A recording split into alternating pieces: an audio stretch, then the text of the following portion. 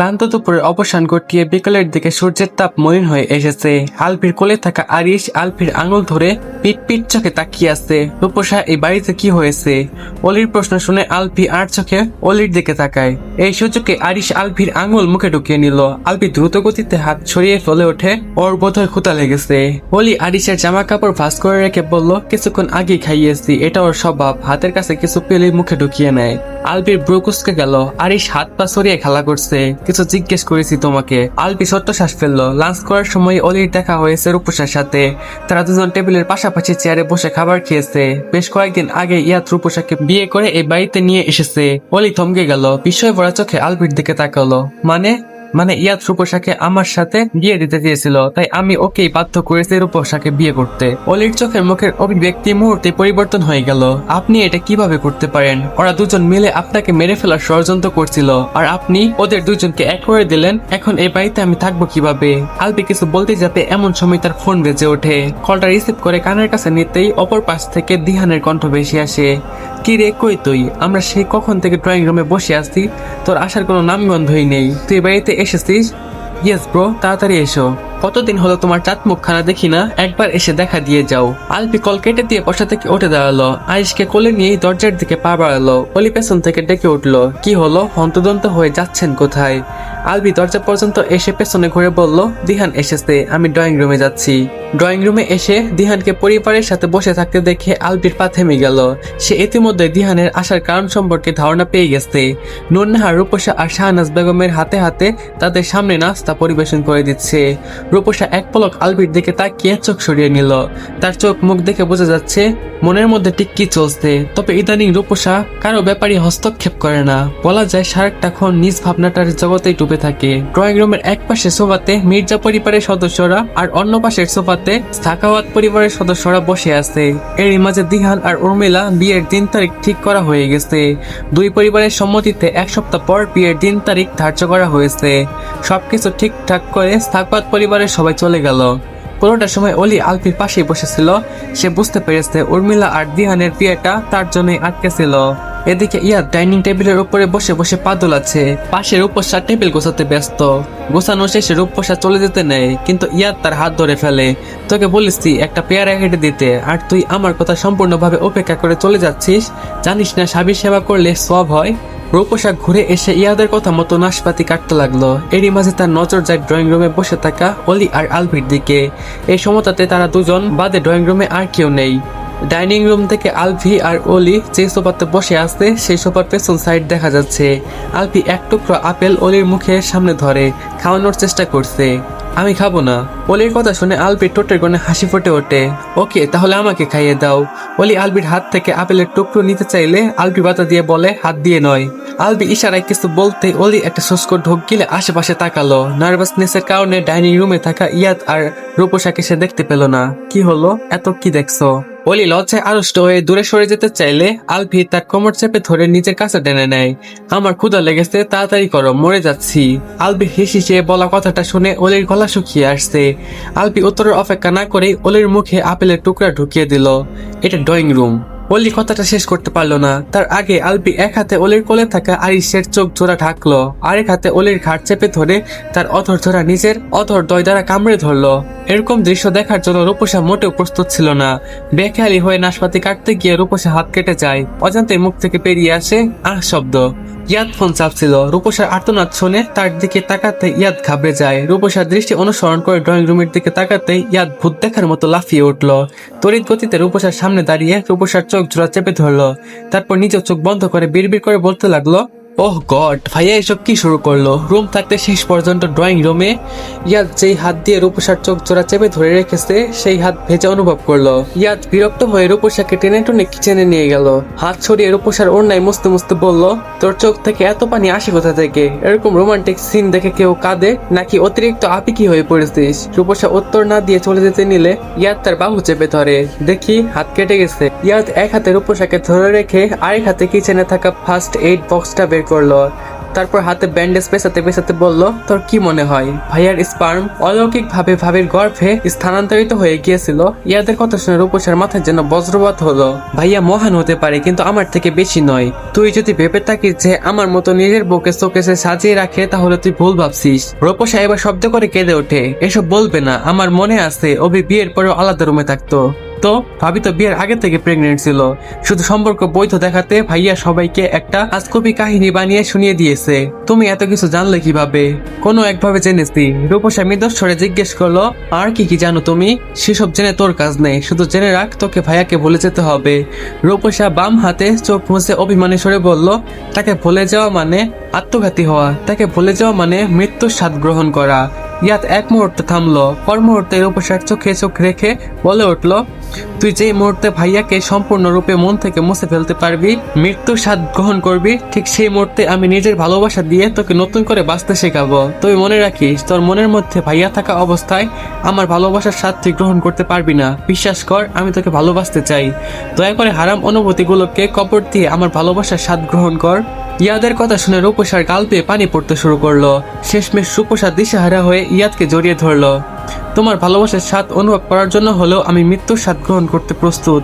ধরনের বুকে বেশ আয়োজন করে রাত্রি নেমেছে, তা আকাশে থাকা তারাবাজি দেখে বোঝা যাচ্ছে। অলি ছেলেকে কোলে নিয়ে বিছানায় বসে আছে, সামনে দাঁড়িয়ে আছে ইয়াদ আর রূপসা। আলবি তাদের দিকে তাকিয়ে এক হাত কপালে চেপে ধরে বসে আছে। তোদের দুটো টাইম ওভার হয়ে গেছে, বলেছিলাম অলি ফিরে এসেই তোদের শাস্তি নির্ধারণ করবে, বলে যাচ্ছি নিশ্চয়ই। আলবির কথার প্রতি উত্তরে ইয়াদ হেবদক মাথা নাড়ে। রূপসা মনমরা হয়ে ফ্লোরের দিকে তাকিয়ে আছে। অলি ভ্রুকুসকে আলবির দিকে তাকিয়ে শান্ত কণ্ঠে বলল, আমি কি শাস্তি দেব? আপনার আদরের ভাই বোন, যদি মনে হয় ওনারা শাস্তি পাওয়ার মতো কিছু করেছে তাহলে সেই শাস্তি আপনি নিজেই দিন। আলবি বিরক্তি সূচক শব্দ উচ্চারণ করলো, আমার ভাই বোন বলে শাস্তিটা তুমি ঠিক করবে, কারণ আমি যদি শাস্তি ঠিক করি সেই ক্ষেত্রে তোমার কাছে পর্যাপ্ত বলে মনে নাও হতে পারে। অলির ঠোঁটের কোণে তাচ্ছিল্যের হাসি ফুটে উঠল। যেদিন আলোর জন্ম হয়েছিল সেদিন আপনার এই ভাই আমার খাবারে বিষ মিশিয়ে দিয়েছিল।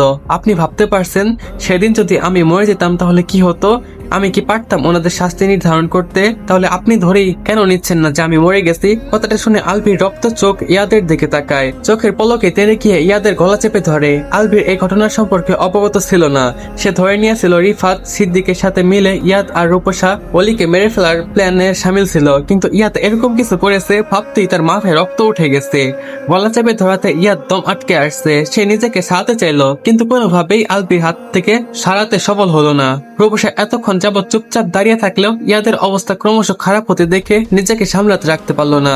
সে দৌড়ে গিয়ে আলবির হাত ছাড়ানোর চেষ্টা করতে লাগলো। এক পর্যায়ে বলে উঠলো, ভাই ছেড়ে দাও, ওকে ছেড়ে দাও, ও কিচ্ছু করেনি, সব আমি করেছি, তুমি আমাকে মেরে ফেলো, ওকে ছেড়ে দাও ভাইয়া। আলবি রূপসার কথা কানে নিল না, বরং আরো দ্বিগুণ ক্ষিপ্ততার সহিত ইয়াদের গলা চেপে ধরলো। ওর একটাই শাস্তি, আর সেটা হলো মৃত্যু। দরকার হলে ওকে মেরে আমি জেলে যাব, তবু ওকে ছাড়বো না। রূপসার কান্নার মাত্রা বেড়ে গেল। দিক বিদিক শূন্য হয়ে সে এক ছুটে অলির পা জড়িয়ে ধরলো।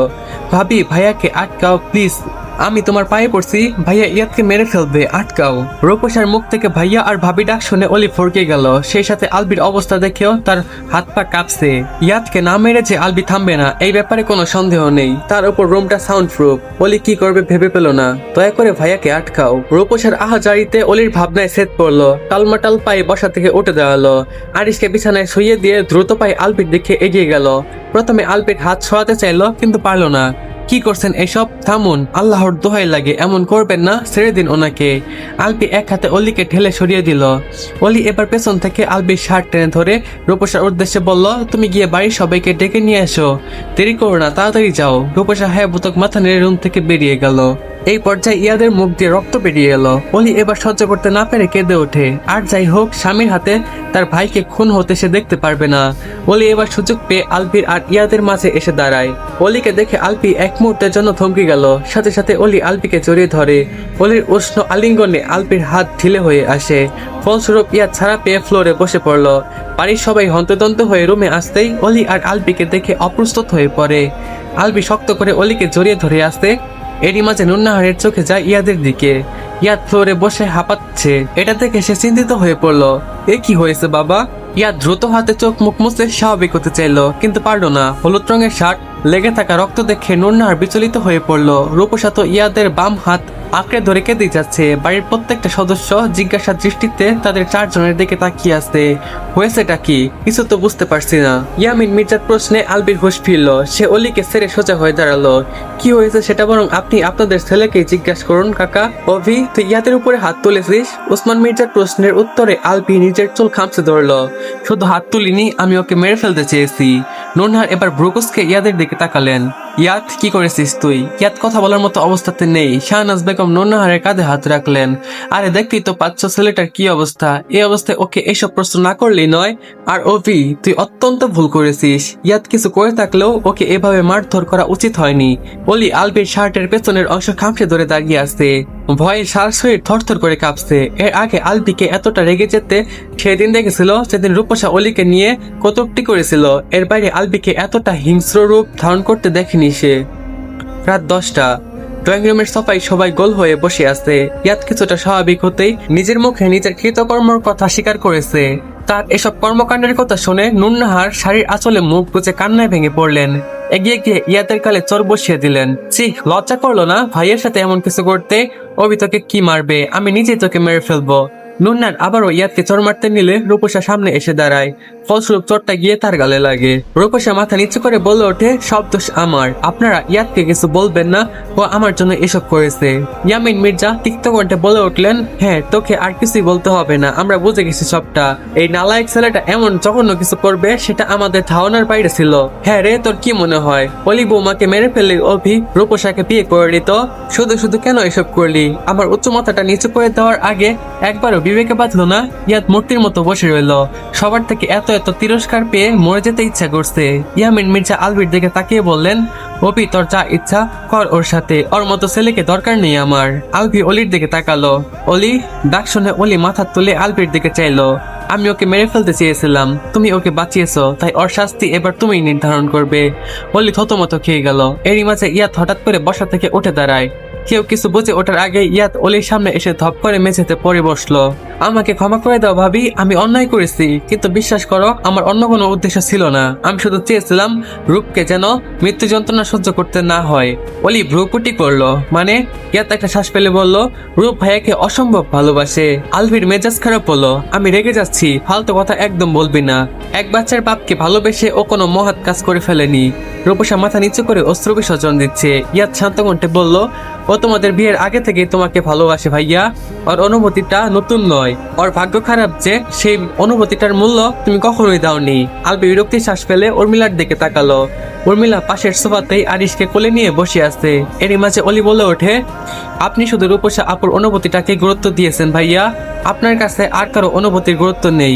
আচ্ছা, যার মনে রূপসা আপুর জন্য তিল পরিমাণও অনুভূতি নেই, সেই মানুষটার সাথে বিয়ে হয়ে গেলে রূপসা আপু সুখী হয়ে যেতে পারতো। আপনি রূপসার সুখ চাননি, শুধু চেয়েছেন তার আবদার পূরণ করতে। সে আলোর বাবার বউ হওয়ার আবদার করেছিল, আর আপনি সেই আবদার পূরণ করার জন্য মরিয়া হয়ে উঠলেন। বিয়ের মাধ্যমে একটা সম্পর্ক পূর্ণতা পায় ঠিকই, কিন্তু সেই সম্পর্কে উভয় পক্ষের অনুভূতি থাকাটাও জরুরি। অন্তত দুজনের পিছু টান আছে কিনা সেই ব্যাপারে নিশ্চিত হওয়াটা প্রয়োজন।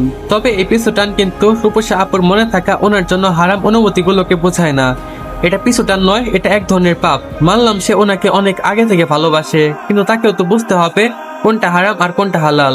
ওনার অনুভূতিগুলো হারামে পরিণত হয়েছে, আর আমি মনে করি এই হারাম অনুভূতিগুলো যত দ্রুত সম্ভব মন থেকে মুছে ফেলা উচিত।